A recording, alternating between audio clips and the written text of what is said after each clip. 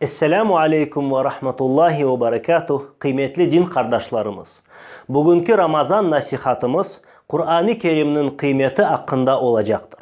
Muqaddes Quran-ı Kerim Allah Teala'nın Cebrail aleyhisselam vasıtasıyla Muhammed aleyhisselam'a vahiy etilgen kelamıdır. Kur'an-ı Kerim bir mucizedir ki onu okumak da ibadet sayılır. Kur'an-ı Kerim bizlerge tevatür, tam manada işançlı yolunun bildirilip Allah Teala tarafından imaye edilmektedir. Euzu billahi mineşşeytanirracim. Bismillahirrahmanirrahim. La ya'tihil batilu min beyni yedeyhi ve la min halfihi. Tenzilun min hakimin hamid. Artık ne o günden ne de ardından batıl yani boş ve yanlış ona yakınlaşıp olamaz. O Kur'an hüküm ve hikmet sahibi her türlü maktavga layık olan Allah katından indirilgendir. İnna nahnu nazzalna zikra ve inna lehu lehafizun. Şüphesiz ki bu zikrini, Kur'an'ı biz indirdik ve elbette onu biz korçalayacakmız.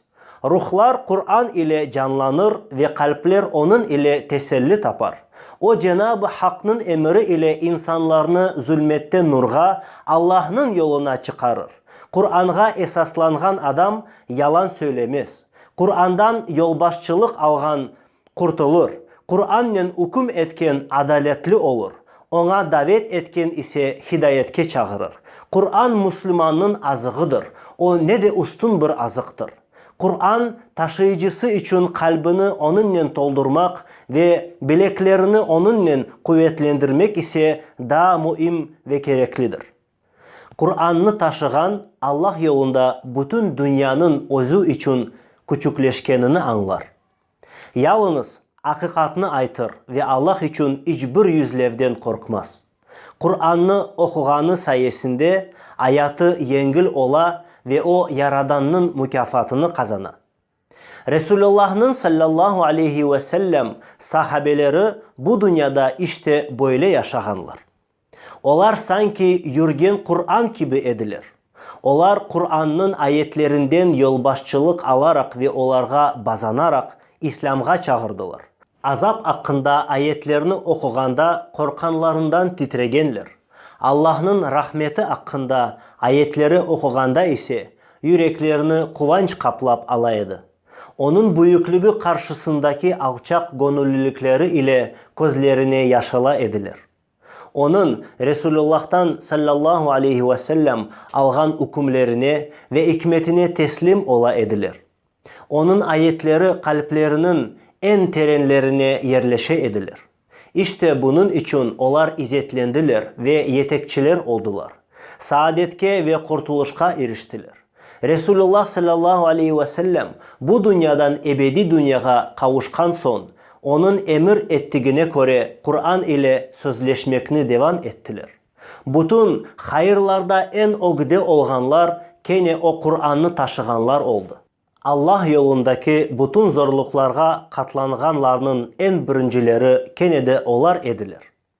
Hakikat şu ki, özlerini hayırı olan her bir şeye kavuşturgan ve yükseltken Kur'an umumen Müslümanlar için ve hususen Kur'an taşıyıcıları için kalplerinin bari olmağa layıktır.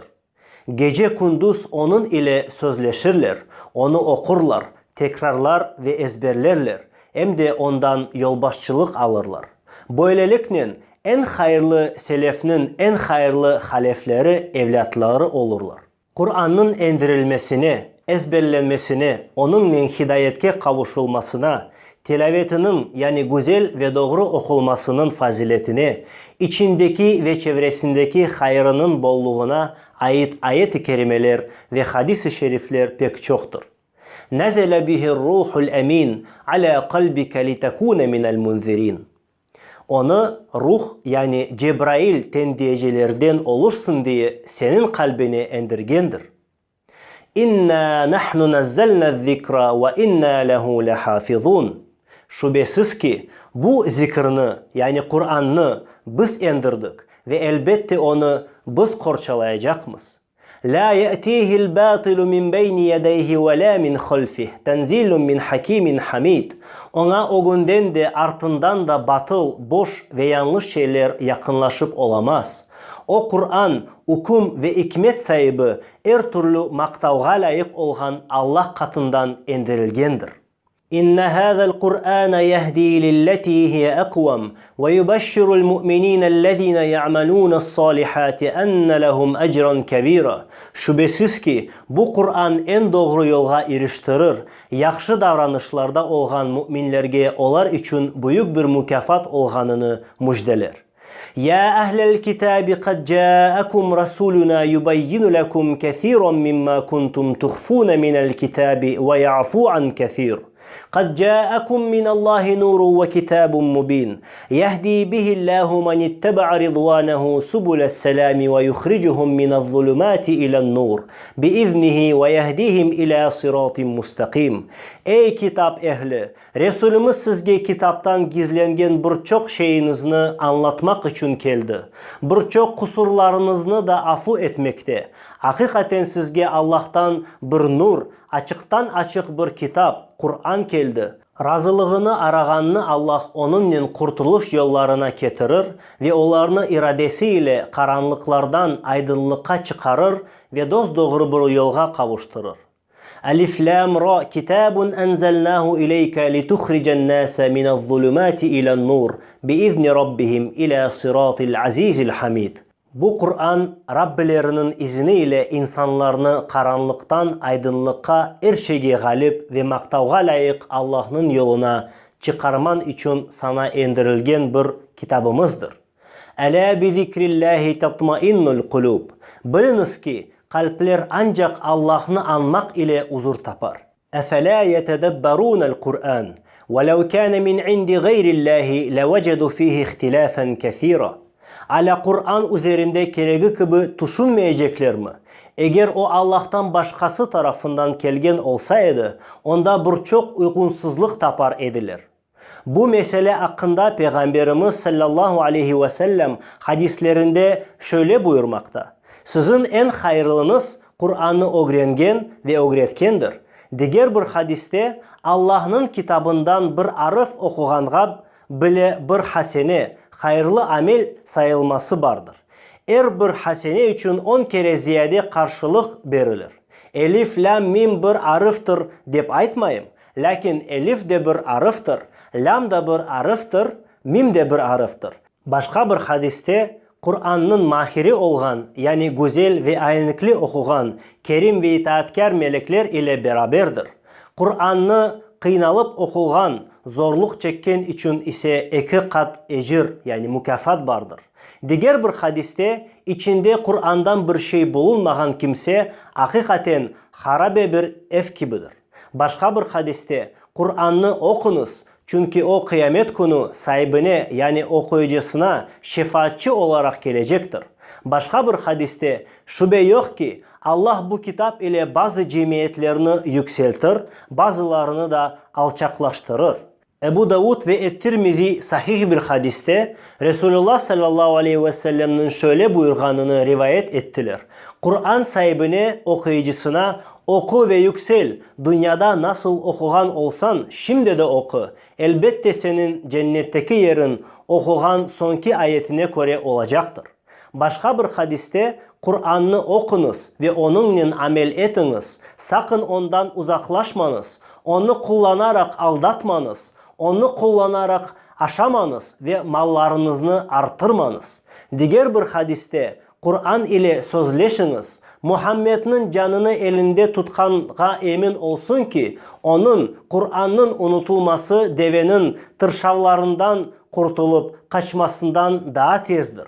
İşte yukarıda geçken bu ayet-i kerimeler ve hadis-i şeriflerde Kur'an-ı Kerim'in azameti, yani büyüklüğü beyan edilmektedir. Kendine uygun davranmak ve amel etmek için Kur'an'ı taşıganlarının bütün hareketlerinde onunla sözleşkenlerinin kavuşacak azametleri beyan edilmektedir.